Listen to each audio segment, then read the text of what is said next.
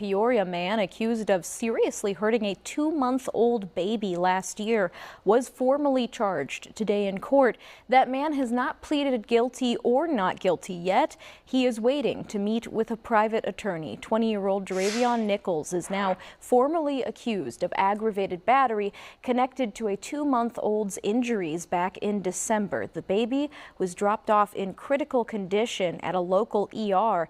The child had severe head trauma and fractures throughout his body. Nichols was let out of jail last month with location monitoring. The court expected him to make a plea today, but Nichols says he is seeking a private attorney. His next court appearance is March 5th.